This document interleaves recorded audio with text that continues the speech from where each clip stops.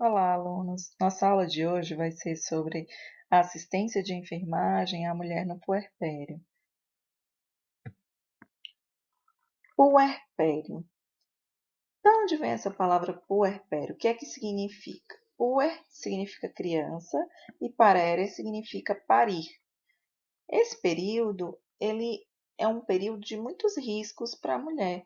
Por quê? Porque ela pode ter hemorragia, pode ter atonia de útero, pode ter retenção de restos placentários, pode ter lacerações de trajeto, pode ter rotura uterina, pode ter choque hipovolêmico, dentre outros problemas em que nós, enfermeiros, devemos estar muito atentos a essa mulher nesse período. E o que é o período puerperal? Faz parte do ciclo gravídico da mulher puerperal, em que as modificações locais e sistêmicas provocadas pela gestação e pelo parto no organismo da mulher retornam às situações do estado em que ela estava antes da gestação. Então, é um intervalo entre o parto e o retorno do corpo dessa mulher ao estado anterior à gestação. Então, as transformações que se iniciam no puerpério com a finalidade de restabelecer o organismo da mulher à situação não gravídica ocorrem não somente nos aspectos endócrino e genital, mas no seu todo. Então, é importante, nós vamos falar isso posteriormente, que essa mulher seja vista, né, como um ser integral, não excluindo principalmente o componente psíquico. Em se tratando da cronologia, né, desse período puerperal, ele vai variar de autor para autor. Então, para o Ministério da Saúde, o pós-parto imediato, ele vai do primeiro dia ao 10º dia pós-parto. O tardio vai do 11º ao 42º dia e o pós-parto remoto vai acontecer após o 42º dia. Eu trouxe Rezende aqui, que é um outro autor, só para ter um comparativo. Lembrando que a gente vai considerar, né, os períodos estabelecidos pelo Ministério da Saúde. Então, para Rezende, ele já diz que o pós-parto imediato vai do 1º ao 10º dia, o pós-parto tardio vai do 10º ao 45º dia e o remoto vai além do 45º dia.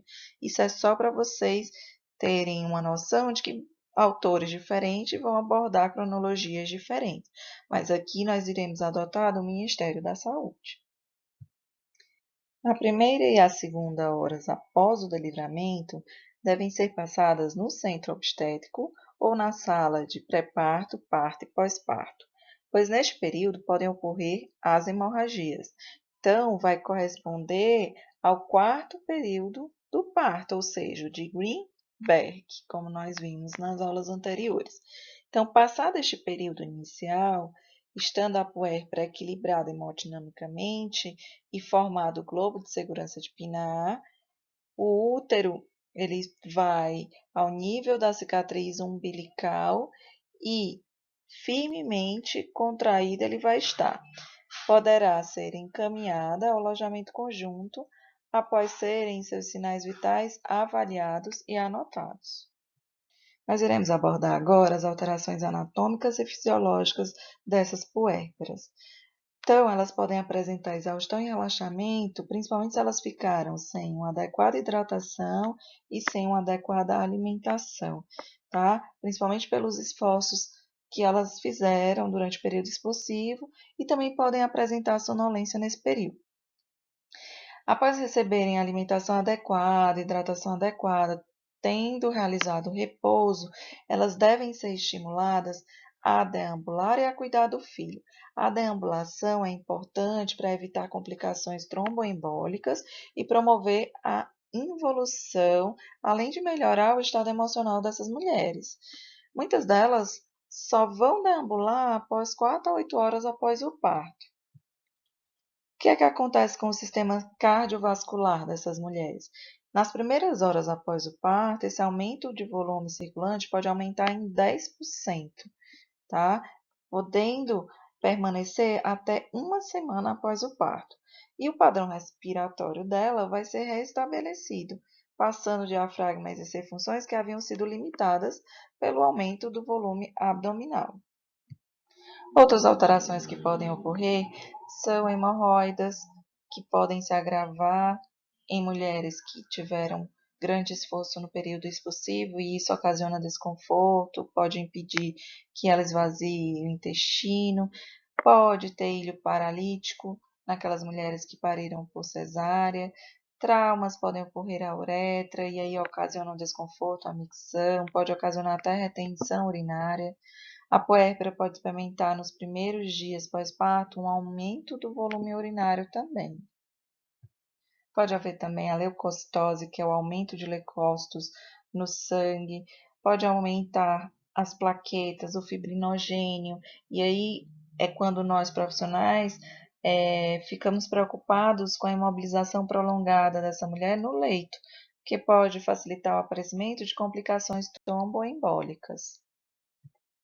O endométrio ele só vai se recuperar a partir do 25º dia pós-parto. Esse colo uterino ele vai ficar edemaciado, podendo apresentar lacerações, e ele só vai ser fechado a partir do 10º dia. A vagina vai ficar edemaciada, congestionada, atrófica, iniciando sua recuperação após o 25º dia de puerpério, mais tardia nas mulheres que amamentam, que muitas vezes provoca desconforto nas mulheres ao reiniciarem suas atividades sexuais. A vulva e o assoalho pélvico sofrem também modificações decorrentes do trabalho de parto. Irão ocorrer também os fenômenos involutivos locais do útero, ou seja, a redução do tamanho e do peso desse útero. Logo após o parto, ele vai atingir a cicatriz umbilical e vai regredir mais ou menos até o 3º dia após o parto, 1 centímetro por dia. Após esse 3º dia após parto, ele vai evoluindo mais ou menos meio centímetro ao dia até o 12º dia após o parto, que é quando ele entra na cavidade pélvica. E como a gente já explicou nas aulas anteriores, para que esse útero ele não perca mais sangue, ele vai entrar no processo de miotamponamento e trombotamponamento. A perda vaginal após o parto são produtos de exudatos, transudatos, produtos de descamação, sangue que vem da ferida placentária, do colo do útero e da vagina, são chamados de loquiação, tá? O odor dessa loquiação, desses lóquios, é semelhante ao da menstruação. Ocorre durante as 3 primeiras semanas após o parto e são de 3 tipos. Os lóquios rubros, que é uma secreção vermelha escura que surge nos primeiros dias até o 3º, 4º dia após o parto. Ele vai conter hemácias, leucócitos, tá? Tem os lóquios escuros, ou lóquia fusca, ou seros sanguíneas, ou lóquios serosos, que é uma secreção mais rósea e amarronzada. Aparece mais ou menos do 3º, 4º ao 10º dia pós-parto. E aí vai conter leucócitos, células epiteliais, gorduras, micro-organismos, e aí já possui um odor mais forte. E o 3º são os lóquios amarelos, lóquios claros ou lóquia flava, que ela é mais incolor, a secreção é mais ou menos cremosa, amarelada, que surge após 10 dias, a 3 semanas após o parto. Aí vai conter leucócitos, células epiteliais, gorduras, muco cervical, colesterol, bactérias, e ele não tem odor, tá? Aqui vocês têm alguns exemplos de lóquios, para vocês entenderem melhor. Então, tem a lóquia rubra, a fusca, a flava, e alguns autores também trazem a alba, que ela é uma um lóquio mais esbranquiçado e acontece no final do puerpério tardio. Existem alguns fatores de riscos também relacionados a essa loquiação. Por exemplo, se a mulher está com sangramento persistente ou apresenta coágulos, se tem mau cheiro, se a temperatura dela está acima de 38 graus, depois de 2 aferições consecutivas com intervalo mais ou menos de 6 horas, se ela sente dor, ou sensibilidade ou vermelhidão nas panturrilhas, se ela sente dor abdominal ou pélvica, tudo isso é um risco, né, em relação a essa loquiação. Nós, como enfermeiros, iremos realizar o exame físico obstétrico nessa puérpera. Então, nós iremos verificar o aspecto geral, incluindo aspectos biopsicossociais, emocionais, condições de higiene, integridade da pele e das mucosas. Iremos observar a manutenção do globo de segurança de Pinard, que é quando o útero vai estar ao nível da cicatriz umbilical e vai estar firmemente contraído. E quando nós palpamos esse abdômen, nós sentimos ele contraído, vamos sentir um globo realmente. Vamos observar a quantidade e aspecto do sangramento ou dos lóquios, vamos ver as condições das mamas, condições da episiorrafia ou da incisão cirúrgica, se foi uma cesárea, e vamos avaliar os membros inferiores, os fenômenos tromboembólicos. Ainda no exame físico, nós iremos aferir os sinais vitais dessa puérpera. Em relação à pressão arterial, ela vai se manter estável após o parto. Fisiologicamente falando, quando essa mulher tem um parto por via baixa, um parto normal, ela chega a perder 500 ml de sangue. E se ela teve um pós-parto de uma cesárea sem intercorrência, ela chega a perder até 1 litro. Então, pode haver, pela perda volêmica, uma hipotensão nessa puérpera. Mas se ela foi uma gestante hipertensa, o pós-parto dela, ela pode estar com hipertensão. Em relação à temperatura corporal, nas primeiras 24 horas após o parto, pode haver uma elevação dessa temperatura. Por quê? Porque ela fez esforço físico durante o trabalho de parto, ela pode estar desidratada, pode realmente ter invasão de micro-organismos. E aí, se tiverem 2 episódios de hipertermia acima de 38 graus Celsius nos primeiros 10 dias após o parto, aí sim nós vamos indicar que ela está com infecção puerperal. Deveremos avaliar também o estado geral dessa puérpera. Ela pode ter calafrio, sudorese, e aí nós temos que aquecê-la. Até 24 horas após o parto, pode estar atribuída à hipotermia, que é uma temperatura abaixo de 35 graus Celsius, temperatura subfebris ou alteração nervosa. E se for após 24 horas do parto, a gente tem que estar atento ao risco dessa puérpera ter uma infecção puerperal. Puerperal porque é no puerpério. Então, no exame físico, nós iremos começar pela cabeça e pescoço, observando as condições de higiene desse couro cabeludo. Deveremos trabalhar mitos relacionados à lavagem dos cabelos, porque antigamente, pelo conhecimento popular, as puérperas não deveriam lavar os cabelos. Avaliar a coloração da pele e das mucosas, fazer o exame físico da cavidade oral, observar a higiene dessa cavidade oral, observar a dentição, verificação de adenomegalias, que são os linfonodos aumentados, realizar a palpação da tireoide. No exame físico das mamas, nós iremos avaliar o processo de lactação, observando a presença de colostro, a apojadura do leite, a quantidade, o volume das mamas. Vamos ver a temperatura, se tem algum sinal de mastite, se essa temperatura estiver elevada. Vamos observar a consistência, se essa mama está flácida, se ela está engurgitada, se possui nódulos. O tipo e integridade dos mamilos, eles podem ser protusos, invertidos, ter fissuras, e aí nós temos que observar tudo isso. Na inspeção das mamas, e aí nós temos a estática e a dinâmica, que nós já falamos disso anteriormente, nós iremos avaliar a simetria dessas mamas, se são simétricas, se tem prótese, se tem secreção, os tipos de mamilos que nós já falamos, a integridade da pele dessa mama. E nós vamos avaliar a presença de entumecimento mamário. Geralmente, quando, logo após o parto, elas estão flácidas.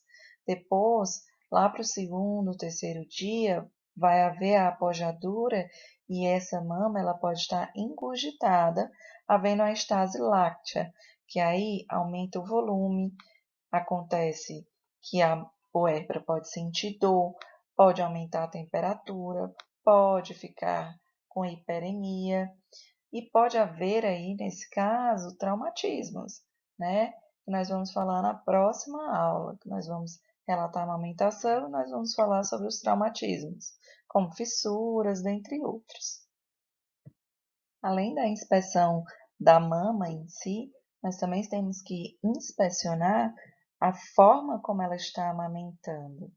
E aí, como que esse bebê está fazendo a pega, como que está sendo o manejo, como que está sendo para a mãe essa amamentação. Nós vamos especificar melhor posteriormente. A palpação também é importante no exame físico dessas mamas. A mama normal, nós temos que entender que quando nós apalpamos, ela não vai ter pontos dolorosos. A mama engurgitada, sim, ela vai ter presença de pontos dolorosos. E aí, a mama engurgitada, ela vai estar parecendo que ela tem prótese, né? Como na figurinha ao lado. Ela vai parecer brilhante, tá? E vai estar muito dolorida para essa puérpera.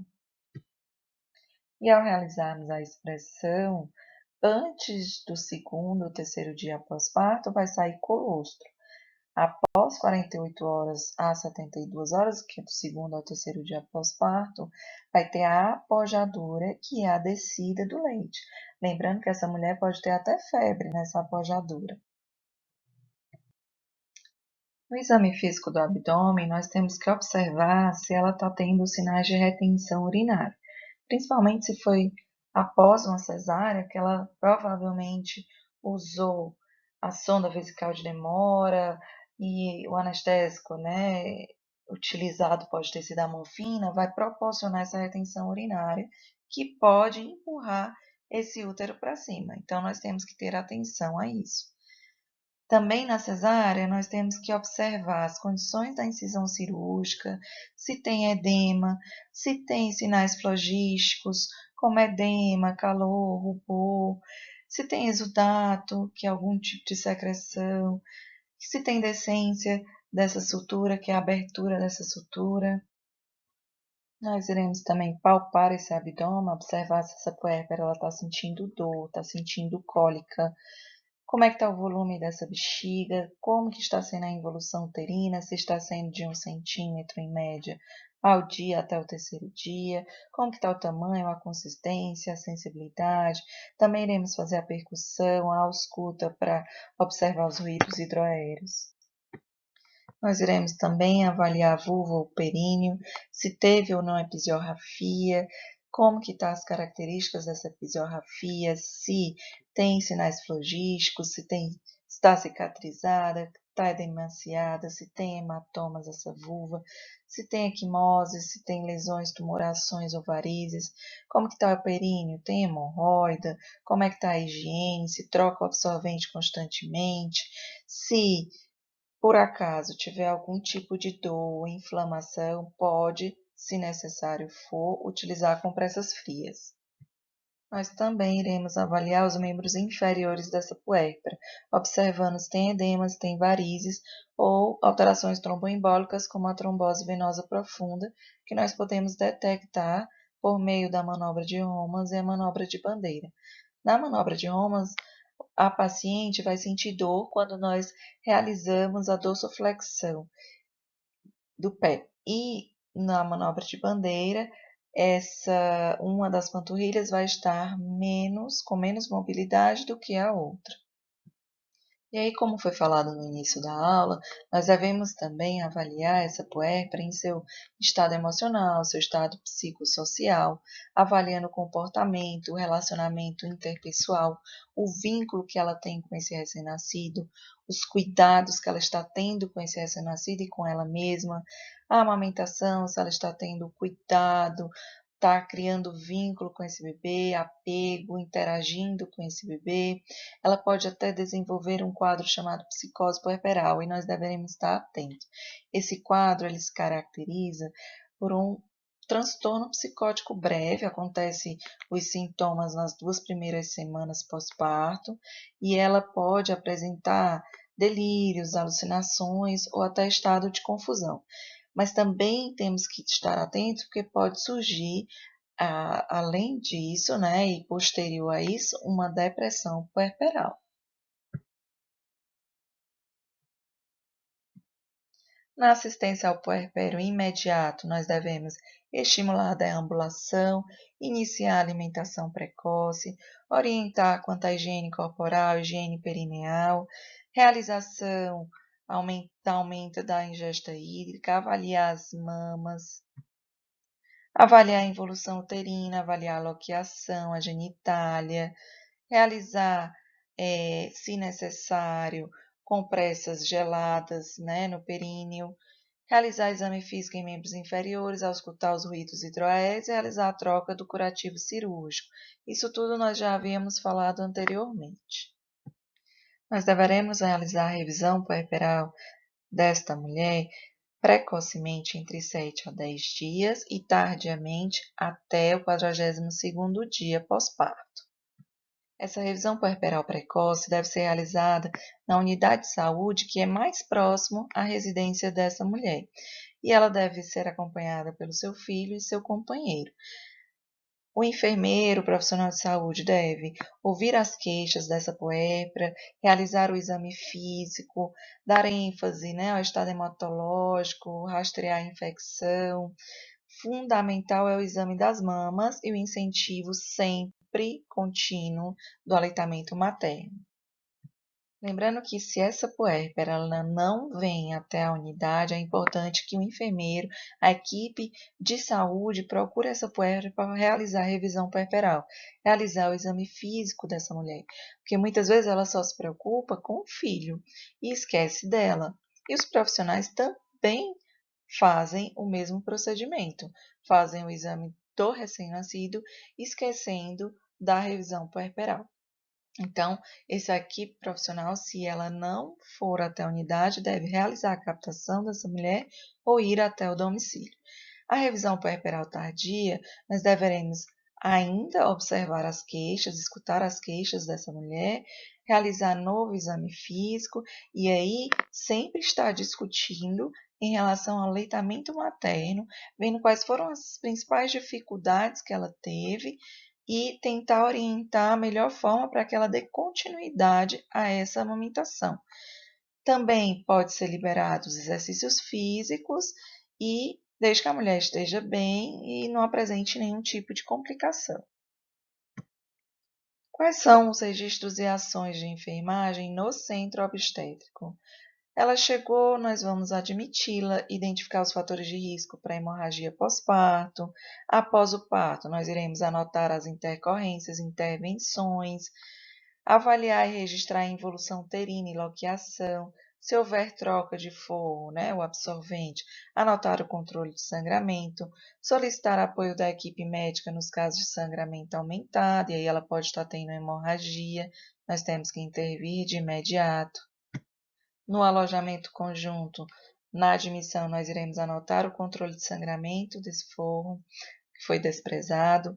Durante a internação, nós iremos anotar o controle desse sangramento, manter o controle durante 24 horas após o parto e solicitar o apoio médico caso tenha um sangramento mais aumentado. Aqui é para vocês terem uma ideia da quantidade estimada de sangue que aparenta no forro da mulher. Então, 50 ml é o mínimo. Então, pequena a gente considera de 50 a 100 ml. média entre 100 e 300, grande de 300 e 500, muito grande acima de 500. Então, aí ela já vai estar tendo hemorragia, tem que tomar atitudes imediatas. Obrigada pela atenção de vocês, espero que tenham gostado, tenham aprendido bastante sobre o puerpério. Beijos e até a próxima aula.